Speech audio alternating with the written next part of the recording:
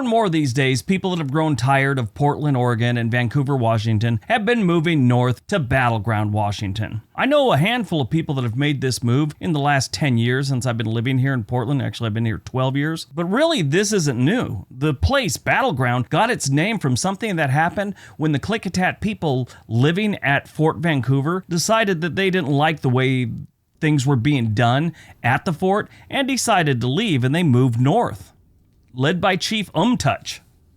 When the community at Fort Vancouver discovered they had left, they assembled an armed contingent led by Captain William Strong to pursue the Klickitats and find out what the problem was. I think they knew what the problem was, but they went to find him anyway. After doing a little searching, they finally found the Klickitat people near present-day Battleground, Washington.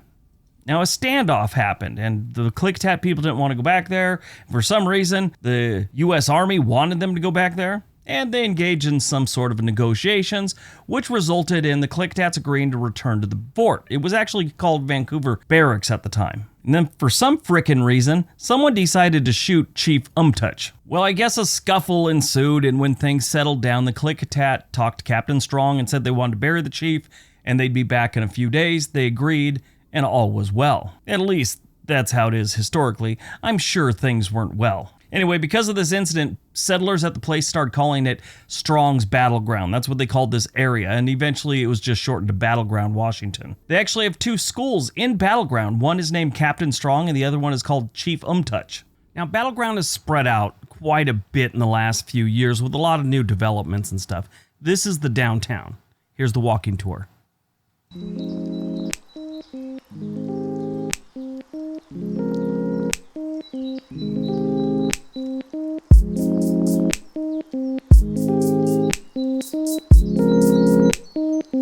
Still got vacant lots downtown. That's nice. I think they're vacant lots. There's a couple sheds there. Some serial killer probably keeps people in there, but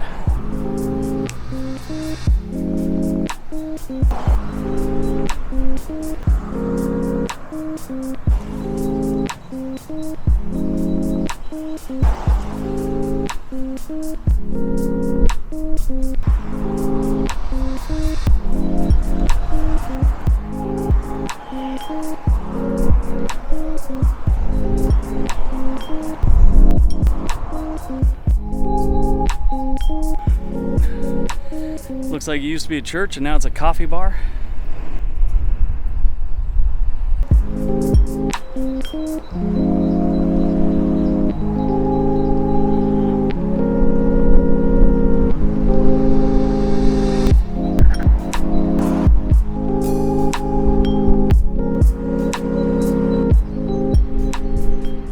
As you can see, downtown Battleground, it's just a typical downtown of a rural community. Now, is this a small town? No, it's bordering on town and city. I mean, they got about 20,000 residents, a little bit over, and some people consider it a town if it's under 20,000, some people consider it a town if it's under 50,000.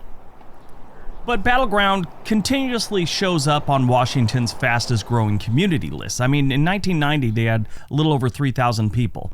In 2010, they had about 17,000, and in 2020, they had over 20,000 residents. When you look at things like their crime rate, it's actually 30% lower than the national average, which is outstanding. Employment numbers aren't great, but they're not bad. Their schools are decent. Their cost of living is just a little high. Not terrible, again, just it's up there. About 13% above the national average. If you want to buy a house in Battleground, well, that varies. Prices on homes here have been going up over the last 20 years at a little faster rate than most rural communities in Washington state. Since the 1990s, they've had some newer communities pop up. When I was a kid, they called them tract homes. I think that term's fallen out of fashion in the last couple decades. But some of the tract homes that were built in the 1990s, you can get homes there that are decent, probably in really good shape, for about $450,000. Newer ones start getting into the $600,000-$700,000 area. But what I like about this community, you can find some of the rural homes on the outskirts with over 10 acres. You can get them for about $900,000. Yes, that is expensive, but this is Washington State, not Mississippi. One thing I really like about Battleground is its proximity to Portland and Vancouver. It's just far enough out in the farmland to where you're not running into a lot of problems with, let's say, homeless people or a lot of crime or anything like that, but you're still close enough to Vancouver and Portland if you need to get into the city for some reason. So that is Battleground, Washington. Like I said, it's not a terribly exciting place to be living right now, but a lot of people are moving here. They got a good mix of real estate, a lot of older buildings, a lot of newer houses. It's got potential. I mean, it's growing. We'll see how it is in the next decade or so, right?